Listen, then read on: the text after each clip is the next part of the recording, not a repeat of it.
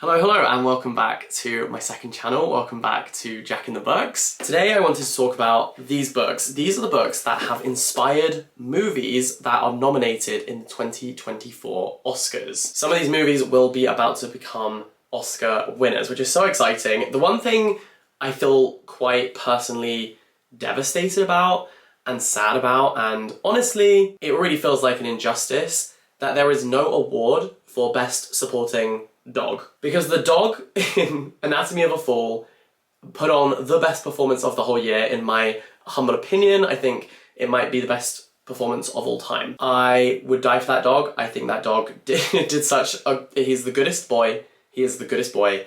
That should be the award. The goodest boy of the year Oscar. So I'll be campaigning for that for next year, and I want the dog from Anatomy of a Fall to win it next year as well. For this year's performance, because there's been an injustice. I suppose actually they are bringing in an award, I think in 2 years' time, for Best Ensemble Cast, and I wonder if the dog would qualify. Is the dog included in that? I don't know. Anyways, these are the books I wanted to talk about. I feel like every year I tell myself I'm going to watch all of the Best Picture nominees, and did I manage it this year?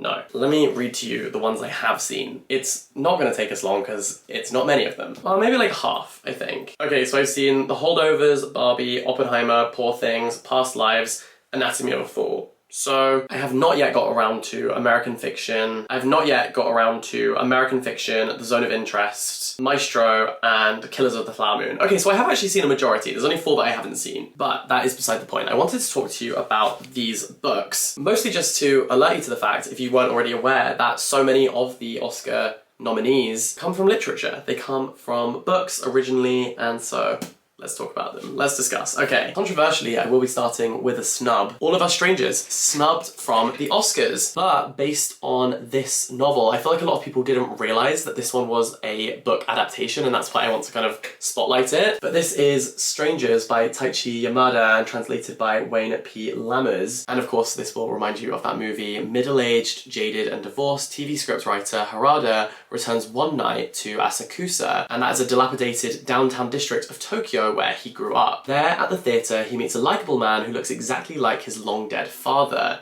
And so begins Harada's ordeal as he's thrust into a reality where his parents appear to be alive at the exact age they had been when they died. So of course you can see the similarities there, although it has of course been changed for the movie version. So justice for Paul Mescal, justice for Andrew Scott, justice for All of Us Strangers, the movie. Strangers is a book that was adapted into a movie that did not get an Oscar nominee. So we're starting with that, and now all of these are actual nominees. Firstly, Erasure by Percival Everett. This was turned into the movie American Fiction. With your book sales at an all-time low, your family falling apart, and your agent telling you that you're not black enough, what's an author to do? Thelonious Monk Ellison has the answer. Or does he? Times Literary Supplement described it as one of the most original and forceful novels to have emerged from America in years. The Guardian calls it hilarious. Everett is a first-rate word wrangler. That's the tongue twister and a half. Try saying that after literally half a beer. One sip of beer and I would not be able to say first-rate word wrangler.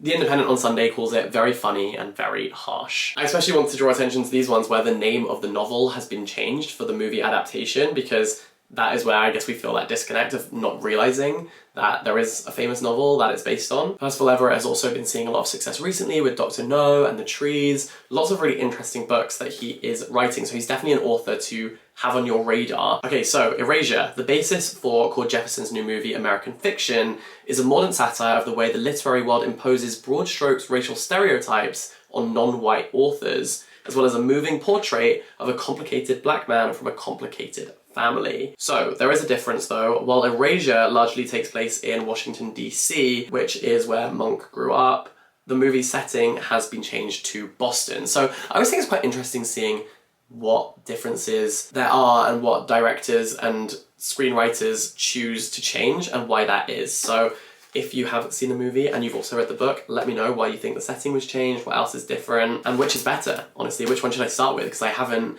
The reason I haven't seen American Fiction yet is because I wanted to read this book first. But, you know, sometimes... Look, even as someone with this number of books, I will admit that sometimes the movie is better.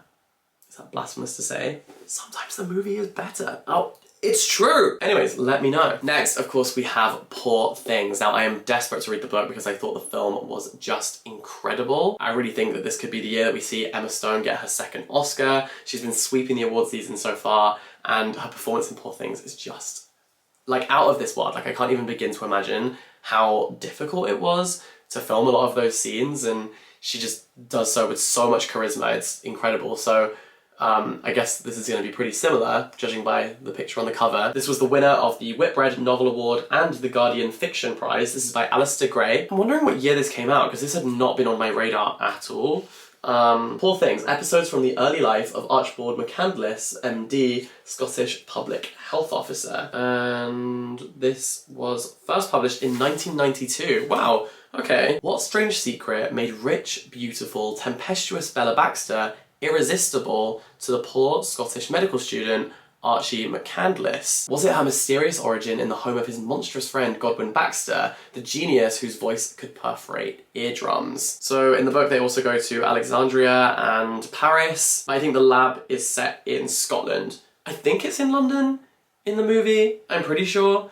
But in here it's in Scotland. Medical illustrations and letters from Bella are included in the book. The movie, however, expands that perspective and follows multiple characters with a larger focus on Bella and her view of the world. Okay, I see. So this is really interesting as a book, because we have these kind of images. It's also printed in a font that kind of looks like a medical record of something. I don't know. That's me saying that, having never looked at a medical record of anything. It feels like kind of old. It feels like a record of something. Like, it does feel like some kind of diary, but with these amazing illustrations inside. Wow. It's described as witty and delightfully written by the New York Times Book Review. Publishers Weekly said this work of inspired lunacy effectively skewers class snobbery, British imperialism, prudishness, and the tenets of received wisdom. If someone called my YouTube channel a work of inspired lunacy, I would think that was high praise indeed. So next, of course, we have probably the front runner. I had a glitch there, I don't know what happened. The front runner, I think, in my opinion, for Best Picture is Oppenheimer. It kind of feels at this stage like it's Oppenheimer's to lose, but we will see. The original book was called American Prometheus, The Triumph and Tragedy of J. Robert Oppenheimer, and this won the Pulitzer Prize. It's a book by Kai Bird and Martin J. Sherwin. It is an absolute brick. Reads like a thriller, gripping and terrifying in turns. And that is a review from John Kerry at the Sunday Times. Christopher Nolan says this is a riveting account of one of history's most essential and paradoxical figures. And then, of course, he went on to direct the movie version of this. So very, very fascinating. I don't know if this is one I'll be reading, just because now that I've seen the movie, I kind of feel like I got everything I needed to, whereas these books I think will add more texture because we'll get to see inside other characters' heads in a literary descriptive way, whereas, I don't know, memoirs, biographies, I think once you've seen the movie, I don't know if you need to read the book as well. Sorry. Another of the movies I'm yet to see but desperately need to, this is Martin Amis with The Zone of Interest. And I've actually heard that the adaptation is not very similar to the book at all, and they really kind of diverge. Although, of course, being based on the same sort of source material, creatively they take sort of different routes. So this is, amid the horrors of Auschwitz, German officer Angelus Thompson experiences the lightning bolt, love at first sight. But unfortunately for Thompson, the object of his affection is already married to the camp commandant, Paul Dahl. As Thompson and Dahl's wife pursue their relationship tentatively, the gears of Nazi Germany's final solution grind around them, and Dahl plans an intricate and bloody preemptive strike. Alex Clark from The Guardian calls it a brutish comedy, an occult tale of jealousy and revenge that allows us to see the outline of that which is beyond words. Desperately want to see this film, desperately want to read this book. I feel like this is one where I'm going to both read and watch, and that is The Zone of Interest. And I definitely have a zone of interest on this book, and that is my brain. Okay.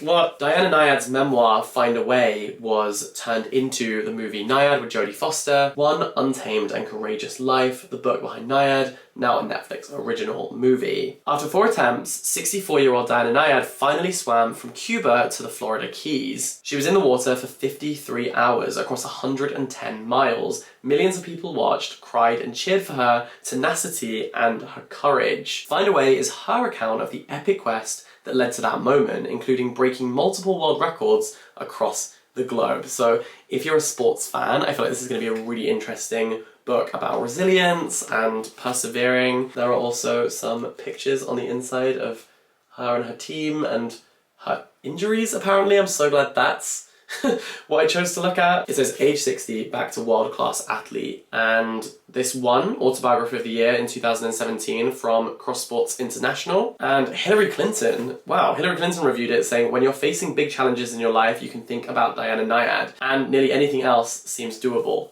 in comparison.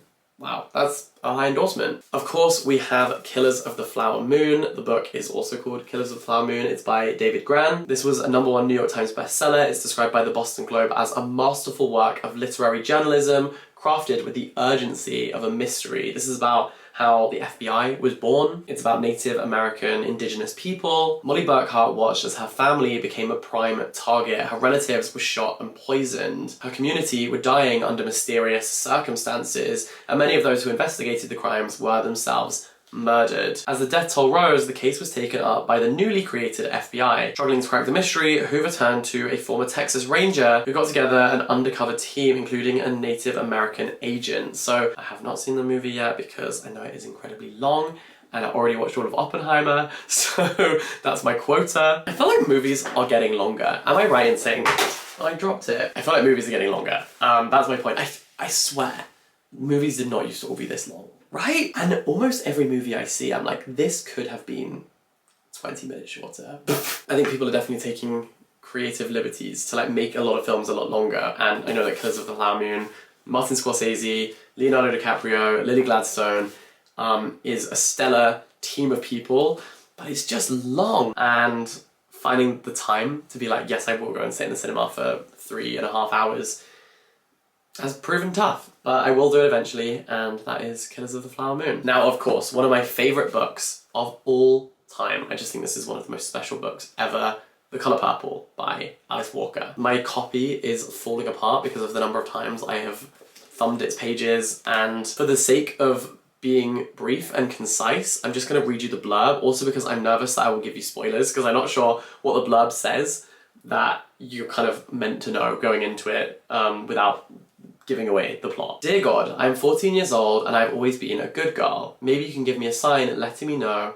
what is happening to me. So begins Alice Walker's touching, complex and engrossing novel set in the harsh, segregated world of the Deep South between the wars. Our main character has been raped by the man she calls father, her 2 children are taken away from her, and she has been forced into an ugly marriage. She has no one to talk to but God. This is a story not about the pain of rivalry, but the love and support of women. It is such a special, special book. It won the Pulitzer Prize for Fiction in 1983, and the fact that there have been so many different adaptations, the fact that there is an original movie, now there's a musical and a movie of the musical, is testament to the lasting power of this book and the lasting impact of Alice Walker's writing. It is just so exquisitely written. There's so much personality within this book and so many moving and poignant lines. I can see all of my little underlinings all throughout this book. I love this book. I need to reread it. Also, I'm finding it very funny, this sensation of musicals being made and then not being advertised as musicals, like the Mean Girls musical, Wonka, The Colour Purple. It's such an interesting phenomenon right now that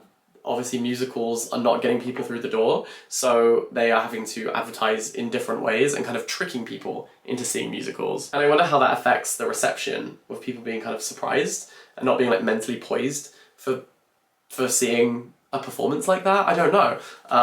But I'm yet to see the new adaptation of The Colour Purple, but I would really, really love to. And then finally we have Nimona. This is actually a graphic novel. It's by N.D. Stevenson. It was a National Book Award finalist and now a Netflix film. As sidekick and supervillain, Nimona and Lord Blackheart are about to wreak some serious havoc. Their mission is to prove to the kingdom that Sir Ambrosius Goldenloin and his buddies at the Institution of Law Enforcement aren't the heroes that everyone thinks they are. I mean, it looks like it's gorgeously illustrated. It's kind of rare to see these in colour, like full Technicolor like that. So I'm very much looking forward to... I've been reading more graphic novels recently and actually really enjoying them, so I definitely will put Nimona on my list as well. And then this is an adaptation. I think it actually, in the Oscars, is being categorised as an adaptation because the characters have already been invented. It's a weird grey area, but I also have the Barbie scripts. Written by Greta, this has all of her directions and everything that she wrote for the actors to read. Like, this is the script of the movie. I just think that is so cool. And I think that the reason it's been categorized as an adaptation is because